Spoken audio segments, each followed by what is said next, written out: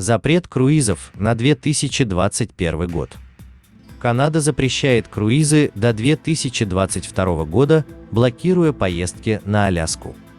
Канадское правительство продлило запрет на круизные лайнеры как минимум до 2022 года, всего за несколько недель до истечения срока действия его первоначальных ограничений.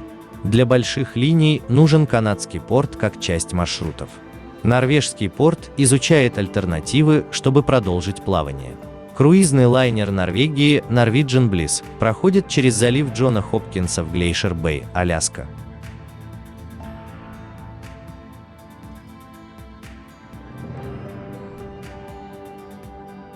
Канада продлевает свой запрет до февраля 2022 года из-за COVID-19, фактически закрывая популярные летние поездки на Аляску еще на год. Запрет позволит властям сосредоточиться на развертывании вакцины от коронавируса и ограничит распространение новых вариантов, говорится в заявлении правительства. Это решение является неудачей для отрасли, которая пытается вернуться в бизнес после почти года пребывания в сухом доке из-за пандемии COVID-19. Аляска является одним из самых популярных направлений в отрасли. В 2019 году она привлекла больше миллиона круизных гостей. И запрет также коснется круизов по Новой Англии, которые следуют на север в Монреаль и другие остановки. Вспышки COVID-19 на круизных лайнерах в начале пандемии привели к гибели пассажиров и членов экипажа, а также застряли на мели несколько судов, когда порт за портом их отвергали, что в конечном итоге привело к остановке работы. Эта отрасль в США все еще закрыта, но круизные компании стремятся постепенно вернуться к работе и вернуть большую часть своего флота в море к концу года.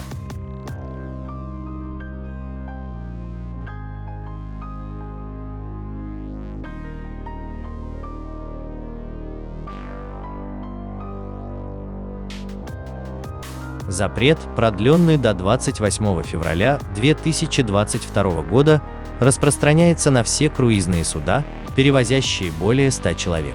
Впервые запрет был введен в действие в марте 2020 года и должен был истечь 28 февраля 2021 года. Как канадцы продолжают делать свою часть, чтобы уменьшить распространение COVID-19, наше правительство продолжает работать над тем, чтобы в Канаде транспортная система остается в безопасности. Министр транспорта Амар Алгабра сказал в своем заявлении: временные запреты на круизные и прогулочные суда необходимы для продолжения защиты наиболее уязвимых слоев нашего населения и предотвращения перегрузки наших систем здравоохранения. Это правильный и ответственный поступок.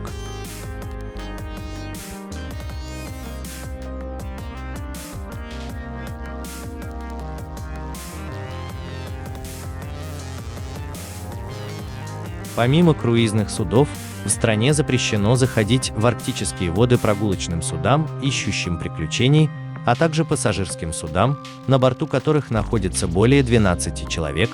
Запрещено плавать в прибрежных водах Арктики, в том числе в Нунациавут, Нунавик и на побережье Лабрадора. Местные жители Арктики освобождены от уплаты налогов. Те, кто нарушает запрет на прогулочные суда, будут подвергнуты штрафам, включая штраф в размере $5000 в день для физических лиц или штраф в размере $25 тысяч в день для групп или корпораций.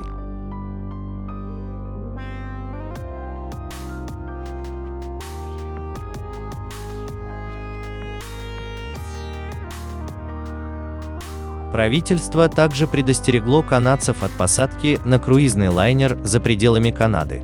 Несмотря на то, что появились сообщения о том, что канадцы летят на юг, в США, чтобы избежать зимней хандры. В последние недели Канада расправилась с людьми, приезжающими в страну из-за рубежа, расширив требования к тестированию для возвращающихся жителей и установив 3-дневный карантин в отелях. Крупные авиалинии также отменили рейсы из Канады в Мексику и страны Карибского бассейна.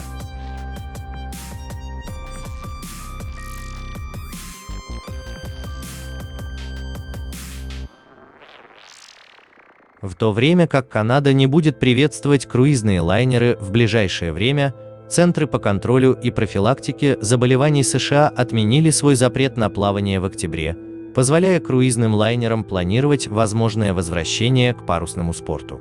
С тех пор две круизные линии США обязались требовать от пассажиров полной вакцинации перед посадкой на борт.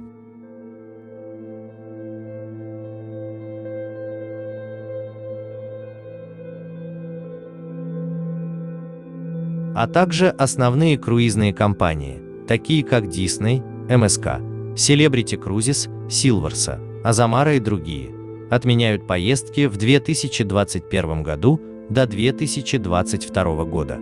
Еще больше круизов было отменено в 2021 году, а некоторые даже в 2022 году.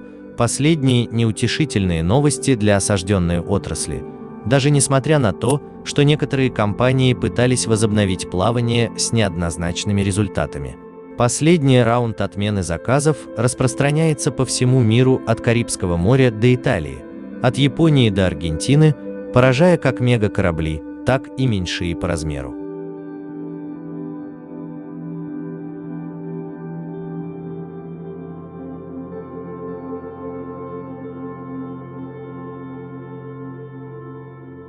Круизная линия отменила большинство своих запланированных маршрутов до 28 февраля. Это также относится к другим маршрутам Royal Caribbean, таким как Celebrity Cruises, которые приостановили все рейсы до 28 февраля и рейсы в Южную Америку до 7 апреля, а также круизы Silversa и Azamara, где каждый месяц отменяется плавание.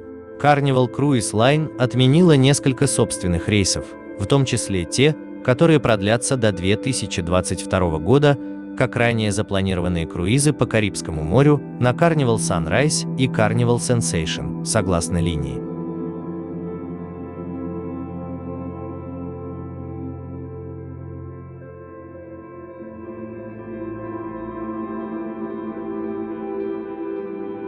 По словам компании, Princess Cruises пошла еще дальше, не только отменив все круизы до 31 марта, но и отменив все круизы продолжительностью более 7 дней в США или из США до 1 ноября 2021 года.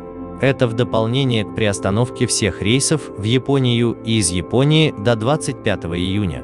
Корабль компании Diamond Princess был одним из первых в мире, где произошла вспышка вируса, в результате чего в феврале в Японии был введен карантин. Мы сосредоточены на подготовке наших судов для соответствия требованиям CDC по охране труда и технике безопасности для нашего возможного возвращения в строй, заявил Ян Шварц, президент Princess Cruises. Компания Disney Cruise Line, признанная лучшей круизной линией для семей, также отменила все свои отправления до марта.